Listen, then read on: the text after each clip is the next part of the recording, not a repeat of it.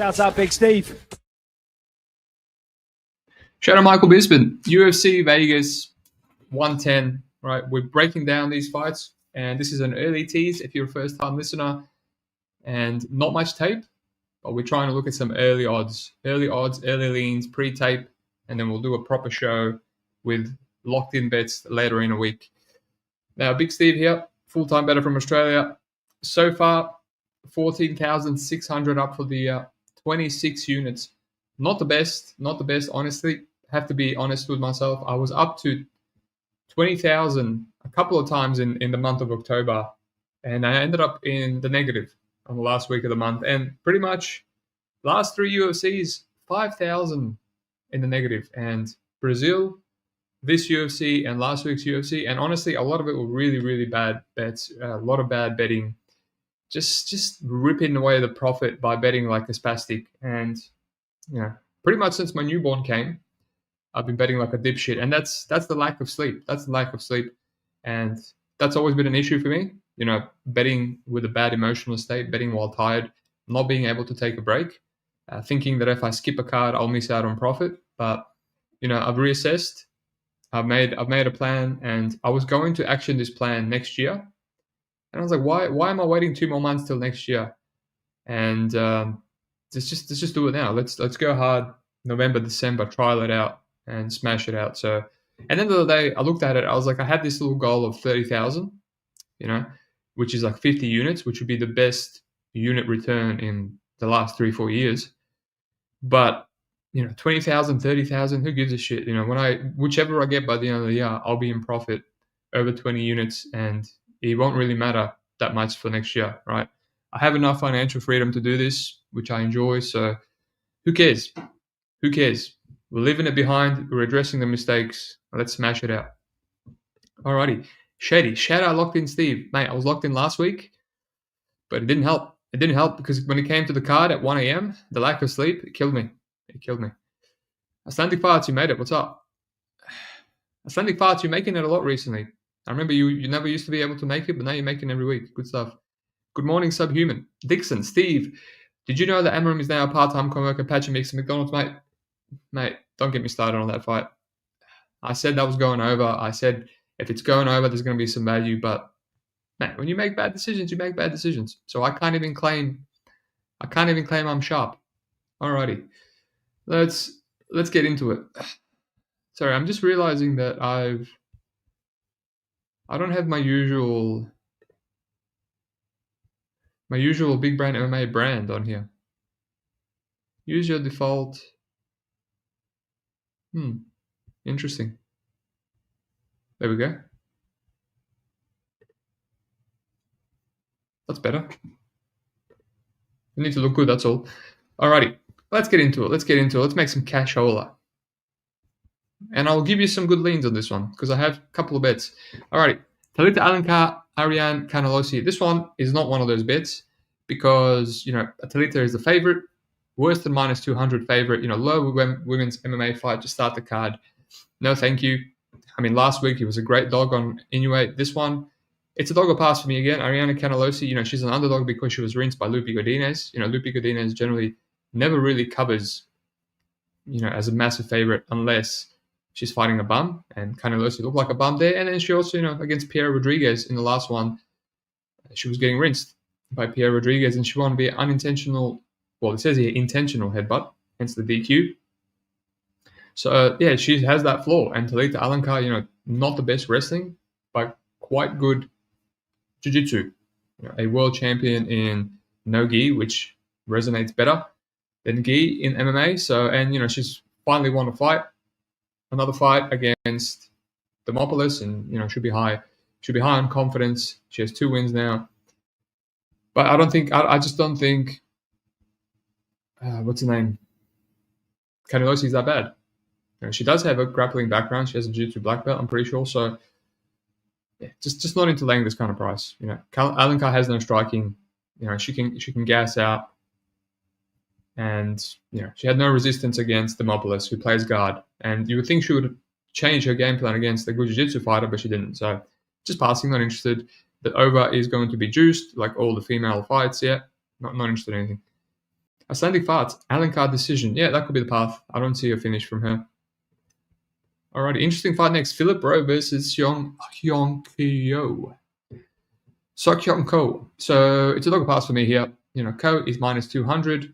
A tons of recency bias when he fraud checked Oban Elliott, who, been saying Oban Elliott is a fraud for a while now. And now he was a huge underdog, and now he's a minus 200 favorite against a proven commodity in the UFC in Philip Rowe. Now, Philip Rowe is not amazing. The guy will lose round one at a pretty high clip. He's kind of stupid. He has some sort of chin issues. He's got real bad takedown defense. But he's an amazing live bet. I played him as an underdog versus Orion Koske, and I faded him against Gabe Green, and then basically just didn't really get involved in anything. I had him via KO against Jason Witt, which is like, that was going to hit. That was as much of a lock as there is, anything in life. I think I might have even played Nico Price against him, and I looked like an idiot there. Knocked him out in round 3, and then all these other fights. When you look back on it, he was kind of close to beating Jack Matthews. Made one mistake in round 3, and knocking out Angelusa, which how many people have failed to do it, right? AJ Fletcher, Bonfin, Reese McKee, they all got close. A lot of them hurt him in round 3, and then Phil Rowe did it. But still, 2-0 down going into the third. So honestly, this is a dog or pass. If you look at Ko's record, he's been sparked twice in the first round, right? Sasha Palatnikov, round 2, who was in the UFC, not the biggest hitter, and Han Sol Kim. This guy was on road to UFC twice. He does have some power. His record now is dreadful. I think he's almost 50-50, 13-8. Not just there yet, but he does have power. So, there might be some chin issues there for Ko, and I think that's why he was a massive underdog to Igor Cavalcanti on Contender Series. And we didn't really see any chin issues there, and obviously we're not going to see any chin issues against Oban Elliott. So the under 2.5 rounds here is, right, I think it's just plus 100, barely plus money.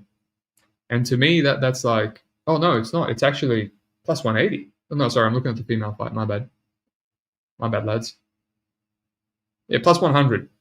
But I would probably play it doesn't go to decision, because he just got the KO over Lusa at the end there.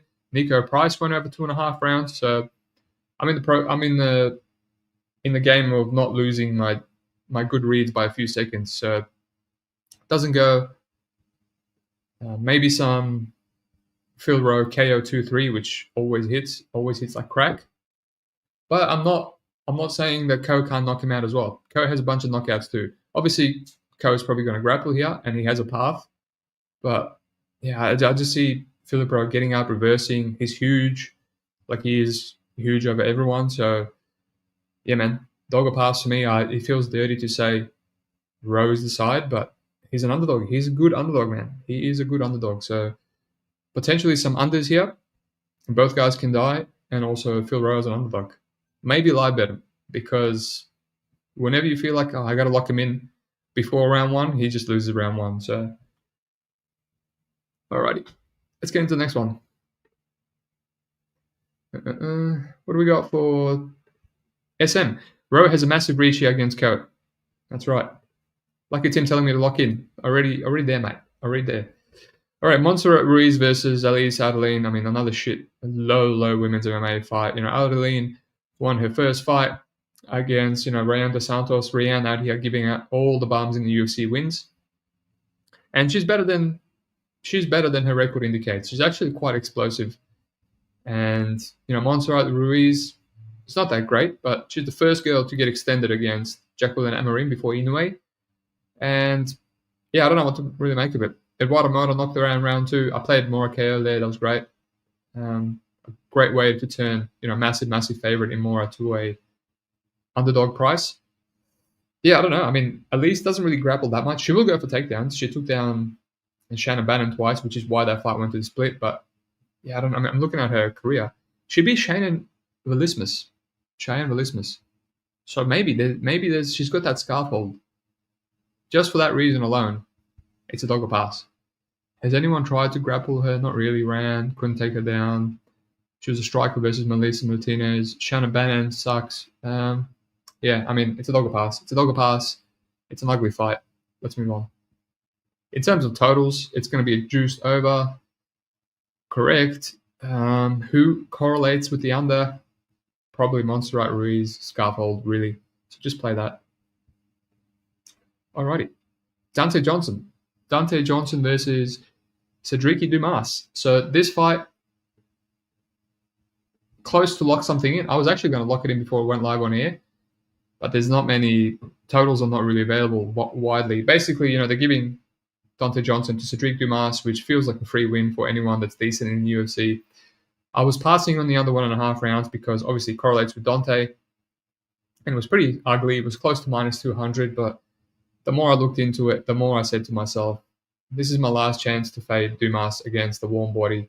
I played the under in the Zachary Ruiz fight.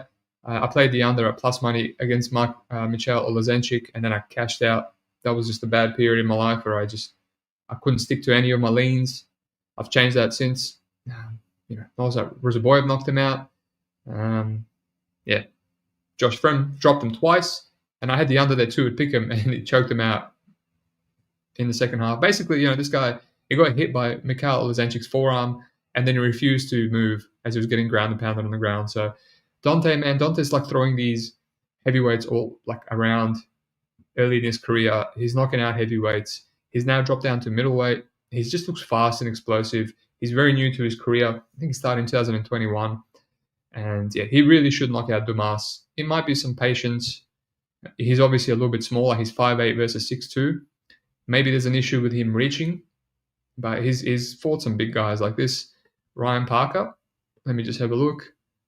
Ryan Parker is like a big athletic heavyweight as well. And he knocked him out too. It took a little bit, almost got to round 2, but what's Ryan Parker at? 6'3". Ryan Parker is 6'3", and Darian Abbey, who's huge, 6'2". Okay, not that huge. I thought he was taller than that.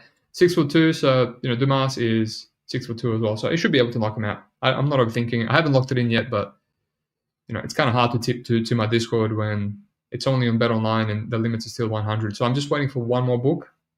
I have it on 2 books. One more book. I'll consider that widely available, and then I'll potentially lock it in and tip it out. I thought about, Donte round 1, but, he's a big favorite. What's it going to be paying? We'll see. Khalid Saba, you skipped Dumont Vieira, sir. Mate, I was looking for it, and I didn't see it. And, there you go. You're right. I did skip it. Alrighty.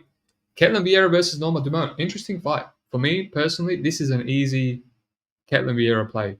Money's still coming on Norma Dumont. I don't really know why. Norma Dumont, great striker, sprawl and brawl. I love her boxing. I was on Norma Dumont back in the day versus, Ashley Emmons-Smith, Felicia Spencer, Aspen Ladd in a 5-rounder. People saying, she doesn't have 5-round cardio. Right. And then, she lost to Mansa Chasson, which is a horrible look. But, all these other fights, close fight with Carnelossi. I can't really remember the Duran the Randomman fight. But, she lit up Ariane Aldana, and Ariane Aldana is a bot. Come forward, 0 footwork, doesn't know how to cut off the cage, doesn't know how to do anything other than spam jabs and not sit on her punches. So, Ketlen Vieira gave the closest fight to Carla Harrison. She had a shout for 29-28, 1-1 into the third. Carla Harrison gassed out as well. And, split decision to Raquel Pennington, split decision to Holly Holm. Really should have beat Yana Santos. That was a controversial decision. And, she was a massive underdog to, well, not massive, similar size underdog to Maxi Chasson. And look how that fight played out. 30-27, easy 30-27. It just seems like people are disrespecting Ketlen Vieira. So, again, Norma Dumont at chalk. Like, what's her upside here? 29-28 close competitive decision. Right. She's not going to use her wrestling to beat Vieira. She might be able to outstrike Vieira, but Vieira has some clean hands, man. She can fight on the back foot, on the front foot. She's a bit of an ape. She's got massive reach. So, yeah, dog or pass. I'm not even going to look at the over. It's going to be chalky, females over. Let's move on. But dog or pass. Timmy Cuamba versus Chang Ho Lee. No tape here so far, but my gut is telling me you're going to love Timmy Cuamba as a play. It seems like money has already come in on him, which is unfortunate. I think he was pick him. Let me have a look. Let me confirm. Timmy, it's a bit of money's coming on him, but there seems to be more money coming in on Chang Lee as well. I was big on Chang Lee versus Romeus, man. I was chasing on that fight, and I had Lee by KO. I had fight doesn't go. I waited to live bet Lee. Didn't get the live bet because he won round 1, which is unfortunate. But yeah, I like the 2-3 Lee KO. It's rare for me to have such good reads on one fight where I know exactly how it's going to play out. But that was one of them. And that chase paid off, and it pretty much brought me into profit when I needed it. I think I was down. And just looking back on these last few weeks, my chases haven't really been working out. I had Delgado round 1 over Nathaniel Wood parlayed with Walter Walker round 1 sub. And that was paying out so much. It was $50 to win 900. If I put 100, it would have been 1,800, and that would have put me in profit. And the week before that, it was Carl Nelson via KO, but they're not working out, right? Herzog refused to stop the Delgado one, and Dan Migliata did stop the Carl Nelson one, but the higher powers, I wasn't meant to profit that day. I wasn't meant to profit, but I know both these guys well. So Chang Lee, it was easy to play him against Romeus because Romeus is awful, but he is not the best fighter. Like his wrestling's not the best, and he's very hittable, and he just kind of gets the better of guys by homering him, keeps coming forward, keeps pushing through, but he can be taken down himself. He's hittable, and I feel like a clean fighter like Tommy Cuamba can stick and move on him, and he can shut him down, and maybe he can even knock him out because he showed some good power against Roberto Romero, right? So his last 2 fights, Lucas Lameda, Chang Lee doesn't have that kind of power. Balaji split, that was short notice and upper weight class. And he's a good fighter, man. He's very young, 26. So I'm leaning him, but tape needs to be done. Shady, I'm on Dumont money line, minus 160 in decision. Tell me why, Shady. I feel like there's not much value on that money line, in my honest opinion. But you were right about Azamat Mirzakhanov big last week. So props to you, mate. All right, here we go. The Super Bowl. Kevin Christian versus Billy Elekana. I'm actually glad we're seeing Kevin Christian fight because when he got signed to the UFC, I'm like, finally, we get to fade an absolute bum. And I just need a refresh because it's been so long. He bought Francesco Mazzeo, which means nothing. Miguel Porto, again, another bad fighter in LFA, and just all these bums. I got to be careful not to really tape too many of these. 6 years and 7 months ago, 6 years. So I'll just watch these last 2, Miguel Porto and Francesco Mazzeo. But they've given him Billy Elekana, man. He's lucky that Ibo Arslan did absolutely nothing in their fight. Got finished by Bogdan Gruskov, whatever. Bogdan is on a crazy uphill trajectory. Short notice fight too. Yeah, this is a meme fight. Absolute meme fight. Elekana is a big favorite. Disgusting. What is the total? I think the over 1.5 rounds is a pick'em. That has to be the side. Billy can't finish his breakfast. Kevin Christian, honestly, he's finished a gassed Mazzeo via triangle. And Miguel Porto, a super gassed Miguel Porto via round 1, round 2 jumping knee and KO. So other than that, just whatever. Billy survived quite far against Gruskov, 1 over 1.5. Yeah, I think that's it. I think I'll have to play the over 1.5 rounds here. That's the one. Tape needs to be done. Maybe not too much because it's a disgusting fight, but yeah, over 1.5 rounds. Alrighty, Allan Nascimento versus Cody Durden. Bit unfortunate for Cody Durden. This is a tough matchup for him. He gets submitted a lot, and now they're giving Allan Nascimento. I think Nascimento belongs in the rankings. I think if he fought more frequently, he would already be there. 30-27 of Jake Hadley, ran through Carlos Hernandez, as he should, and he had a competitive Jafel Filo fight back and forth where he looked quite a bit off. He looked quite sick, injured, like he had some ring rust, and he still got it done. And that win is going to age well because Jafel Filo just won another fight against Clayton Campatone in round 1. Right, and he's what? Is 1, 2, 3, 3-2 in the UFC, but his 2 losses are to Nascimento and Muhammad Mokaev, so it's hard to be hard on him. His losses are okay, and his wins are not too bad. So, yeah, But Nascimento minus 200, not really interested. Basically, he's going to lose round 1. I think Cody Durden is extremely fast starter, always been a fast starter. I think he can probably light up Nascimento early. He can take down Nascimento. Nascimento doesn't really have good takedown defense. He can be controlled as well.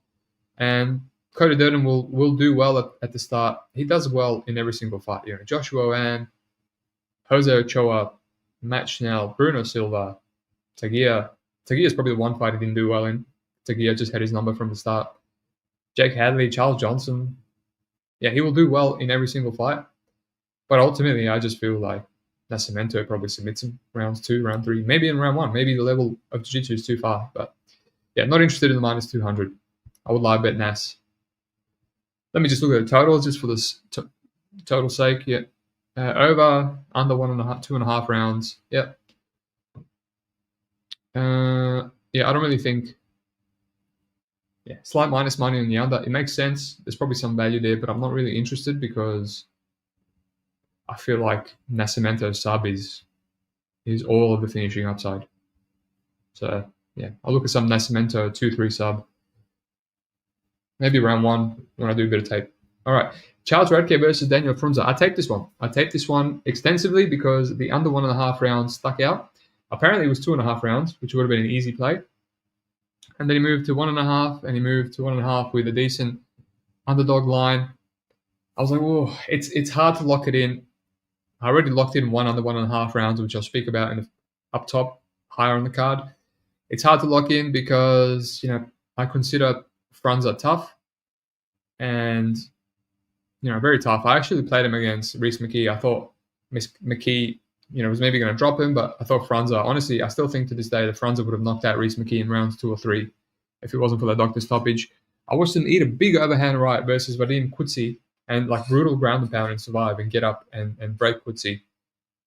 But for that same reason, it took him 1 minute over 1.5 rounds to knock out Kutsi, who was completely gassed. And he almost took Harris Tulungic to a decision. He was a bit of a chinny guy, And he's knocked out Lindsey Jones, knocked out Jalen Turner. They're chinny. He's been submitted, rear naked choked back in 2021, and he gets his back taken a lot. So I think Charles Radtke has that path as well.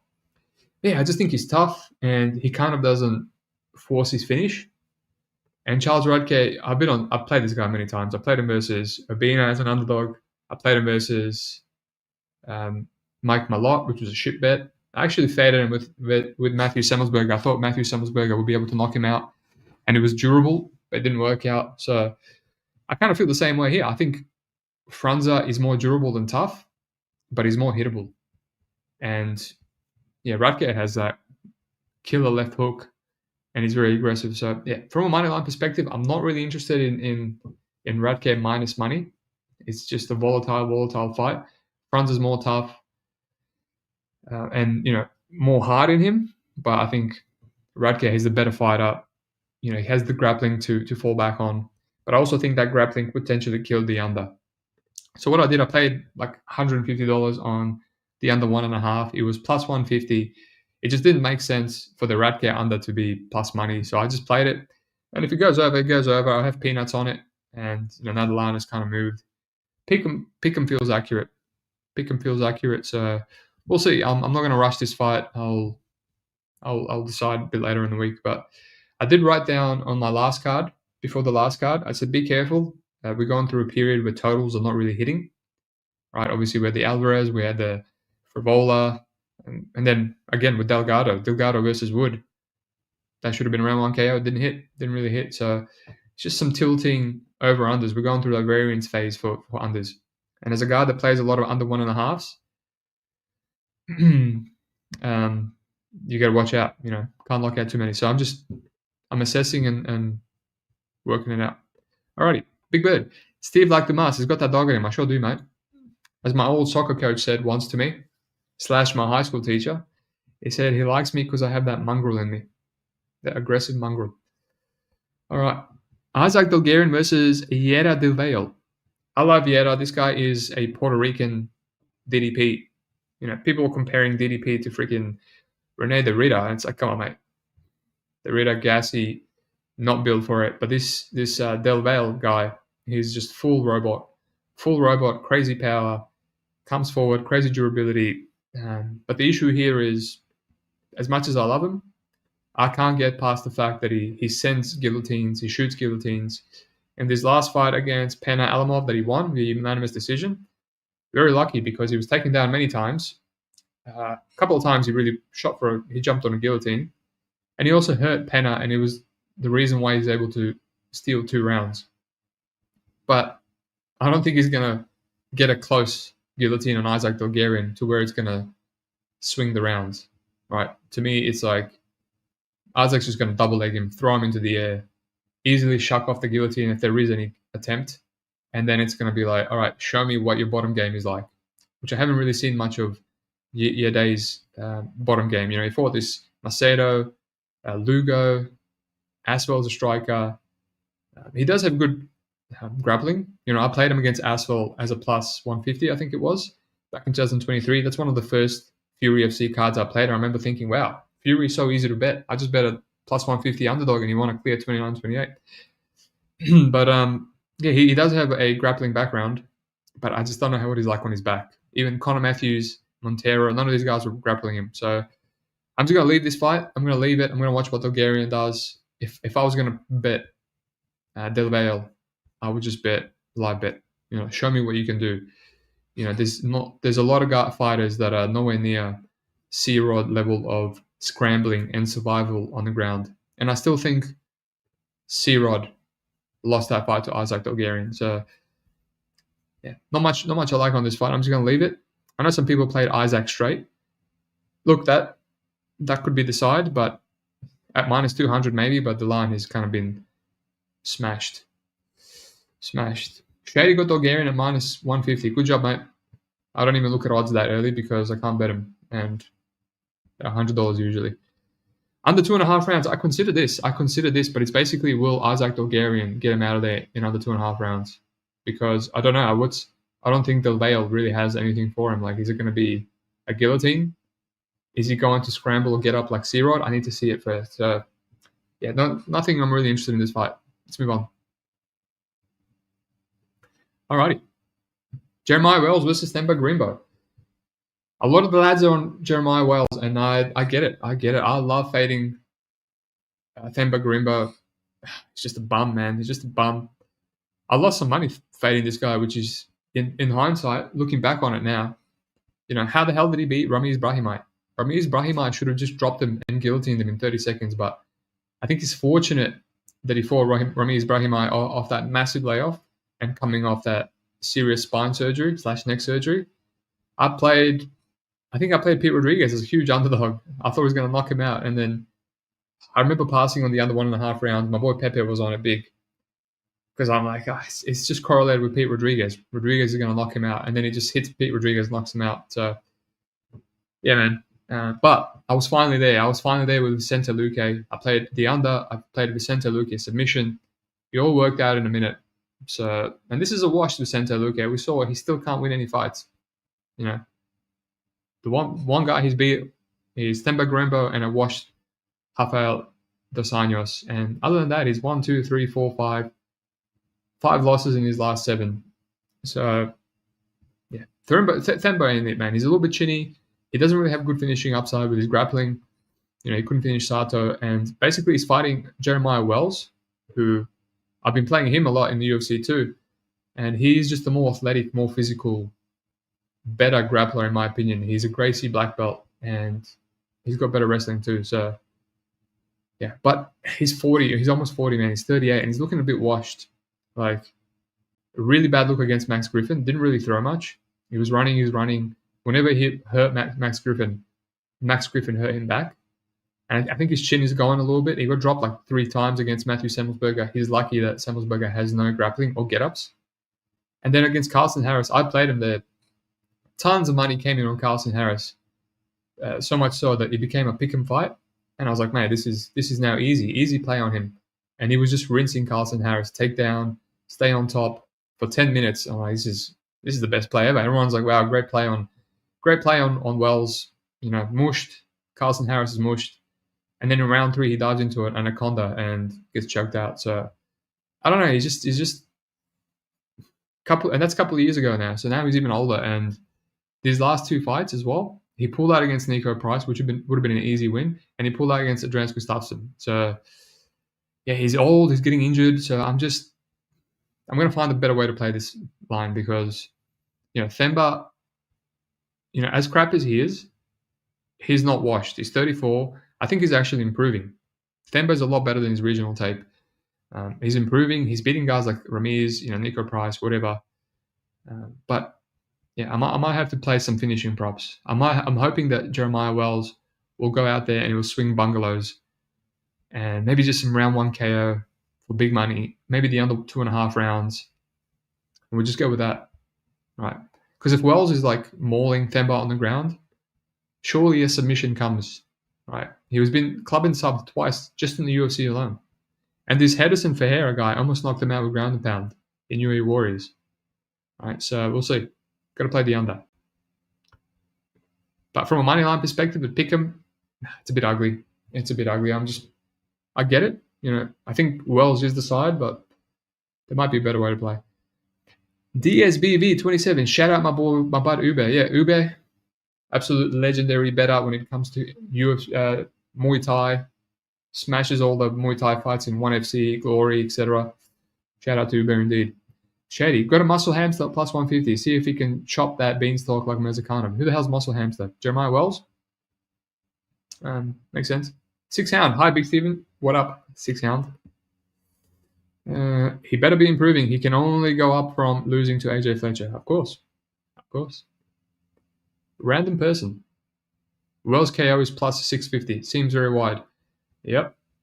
I mean, that's very live. Very, very live. But yeah, I might have to play that, man. That's a good play. I'll hit that. I might even hit it on Bet Online because usually the odds are better on domestics, but maybe by the time it opens up, domestics will adjust. All right. Waldo Acosta, Ardelean. No tape on this, but I know these guys well. I've been betting Delia all through PFL. And Waldo is just whatever. I bet Waldo versus Sergey Spivak. And honestly, I think I consider myself lucky to win that bet. He was getting outstruck by Sergey Spivak. He got wobbled. He had a big overhand in round 1, and he got wobbled in round 3 by Sergey Spivak in round 3. Sergey couldn't get any takedowns off, which props to Waldo. I think he's improving. Even his fight against Sergey Pavlovich, 3 rounds on the feet, he did well. And he kind of landed big shots on Sergey, but obviously the hardware advantage, Pavlovich hits harder. It's going to be tough. But yeah, I think he's improving. And Ardelean is a little bit chinny.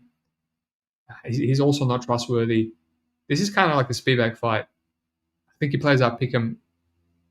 Ante is very good at the start, Ante, but he also gasses out, and he's chinny himself. It's just an ugly fight. I have to tape it. Right now, I don't see any edge at Pick'em, so let's move on. Alrighty, Steve Garcia versus David Onama. This is a very close, competitive fight, very volatile. I cannot believe that they only have 1 KO loss in the UFC between them. Right, let's go through it. Steve Garcia, right, knocked out by Mahashate, hurt by Charlie Ontiveros, hurt by Shalian, and then knocked out these other guys. No one hurt him. You go through David Onama's record. Hurt by Roberto Romero, hurt by Giga, hurt by Gabriel Santos, hurt by Gabriel Benitez. He was picking there. What a great play. And he's got that African chin where they get hurt, but they just don't get knocked out. Basically, I'll play this under 1.5 at Pick'em. I might have to tip it out soon to the Discord, but it seems I didn't go big because it seems a little bit scary because it's a 5-rounder. We saw a very patient Steve Garcia against Calvin Kattar in a big step up, and he had a counter right, and it didn't really look rocked or anything, but he did hurt Kattar, who's very durable. The way Kattar fell down to his knees in round 3, I mean, no one really drops Kattar like that. So he's still got FU power. But yeah, I think, if he drops Onama, he'll go for rabies. I think Onama can actually kill Garcia. So that's where I'm leaning. But I think just play the under 1.5. The fact that Onama's a dog, that's crazy. I'll play Onama. If you're playing Onama, just play KO. I don't see how this fight extends and either guy wins a 5-round moneyline decision. So David Onama by KO for me, but I have a unit and a half on the under 1.5, and again, I'm just waiting for the totals to spread so I can tip it out. So that's it. All right, let's go through it. Pass, Philip Rowe or pass, and under. I might look into that one first. That one's calling out my name. Pass.